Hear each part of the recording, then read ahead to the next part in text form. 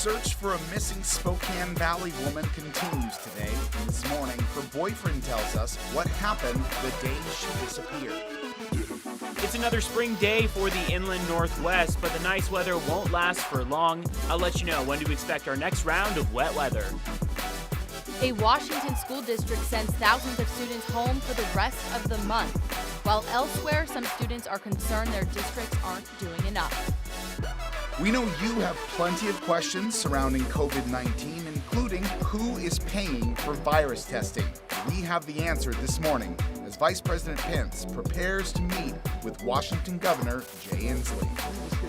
A Spokane man is putting his heart on the line in front of an audience. We meet the local bachelor looking for love on Bachelor Live on Stage this weekend. Up with KREM starts right now with Jen York, Joshua Robinson, Evan Narani, and Dana Marie McNichol. 6:01 on our Thursday morning. Welcome to Up with KREM. The signs of spring are here. Spokane Parks and Rec tweeted out this picture of flowers blooming in Spokane. Is it too soon, or do you think it's about time? I don't know if it's too soon. I mean, every time I hear you and Jen talk about how they're, it could change at any moment now, it does kind of make me nervous. Keeps you on your toes. I know Jen was saying how worried she is that the flowers that have bloomed and her there tulips, are some insects and things that have come out for the spring season. If the winter comes back around, we're kind of we're in for a rough time, right? Especially those plants and everything that have already started. There was a story that I did last year about yellow jackets that came out especially early, and they asked me what's going to happen to the yellow jackets. So I went and asked these yellow jacket experts, and they were like, they're all going to die. I was like, okay, great. Well, welcome to incredible story. Yeah, exactly, right? So, it's really dependent on where we see those overnight temperatures go, how warm it gets in the afternoon. Are we going to see snow? Are we going to see rain? Right now, it looks like we're in the safe zone in Spokane. So things are okay. Take a look outside. This is a view from our photographer who is out and about. And so far, another dry spring morning, right? Meteorological spring started March 1st. The technical start of spring is on March 19th. So far, we've been enjoying dry skies all the way through the week and above normal temperatures. So that is, of course, good news. Hour by hour, we're going to warm up to about 58 degrees. That's the afternoon high today. Going to cool back down, of course, in the overnight hours. We've got wind speeds in the single digits. Of course, this is in contrast to where those wind speeds were yesterday. Yesterday was quite a breezy start to the morning. Now we've seen those winds calm down dramatically, but still double-digit wind speeds off toward Pullman and in Ritzville. Spokane at 8-mile-an-hour winds, Coeur d'Alene at 9. So how does the wet weather move in? Well, we see dry skies continue throughout your day today on your Thursday, and then watch these showers over the west side of the state as they push off toward about the international border and just kind of build across eastern Washington and North Idaho. Now, in just a few minutes, we'll take a little bit of a closer look that shows where we can expect rain and where we can expect snow. Right now, all forecasts indicate that even if snow falls in the Spokane area, it probably will not stick for long, which is, of course, good news for all of those who are definitely eagerly awaiting the start of the spring season. 6:03 right now. Joshua, back over to you. Evan, thank you very much. Deputies are still looking for a missing Spokane Valley woman this morning. She's been missing now for almost 2 weeks. Our Nicole Hernandez is joining us in the newsroom to explain what deputies are doing to continue that search. Good morning, Nicole. And good morning, Joshua. Spokane County deputies say they are looking at different pieces of evidence in their search for Mandrea Runnels. Her boyfriend last saw her on February 21st when she left for the library on Argonne Road. Since then, family and co-workers have told police they haven't heard from Runnels since that day. They say this is not normal behavior for her. Spokane County Sheriff's Corporal Mark Gregory said first they are working to figure out whether or not she left on her own. He said they're looking into a couple different leads but can't tell us any specifics at this point. He could only say that they don't necessarily have evidence that this case is a criminal one, but they're not completely ruling that out. For now, police are asking anyone who knows anything to call KREM check. Runnels is 45 years old. Police say she is about 5'2", weighs 125 pounds, and has black hair and brown eyes. She also might be wearing sunglasses. She could also be driving a 2004 Dodge Dakota with Washington plates. That truck would have an equal sign sticker on the tailgate.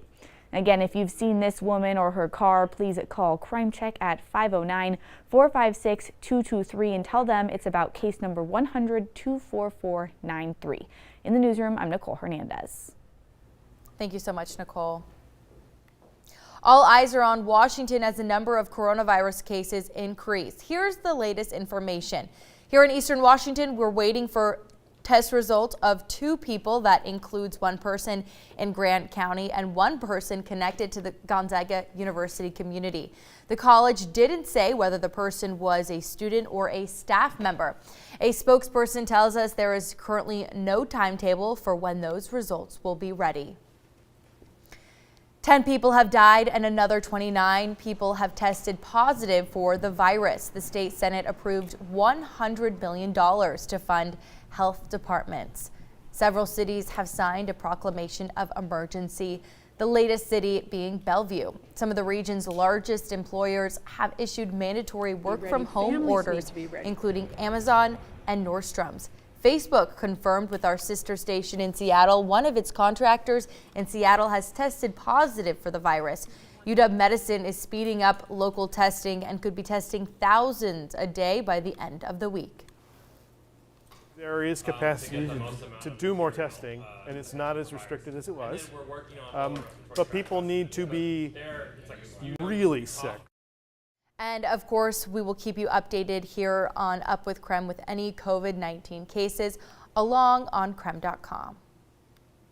Now, due to coronavirus concerns, schools across the state closed their doors this week. Our Joshua Robinson joins us now with how district leaders are responding. Joshua? Yeah, Dana Marie, of course, this is an ongoing everyday kind of situation. We know that this morning, 2 school districts on the west side are closed today due to their own concerns over COVID-19. Those districts are Monroe and North Shore. All 24 schools in the North Shore School District will stay closed for up to 2 weeks.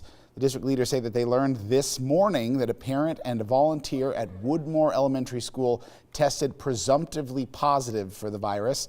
Superintendent of North Shore says multiple people across the district are in self-quarantine because they may have been exposed to that coronavirus. They will transition from classroom learning to online classes starting on Monday. Teachers have been practicing for a scenario in which they'd have to switch to online classes like this. And by making this transition, the school district says it wants to do its part to slow the spread of coronavirus. And students I thought that I would only reach to 30 people max, and when I saw that these thousands of signatures were pouring in, I was just like, wow, people really do care about this, and they don't just want to get out of school.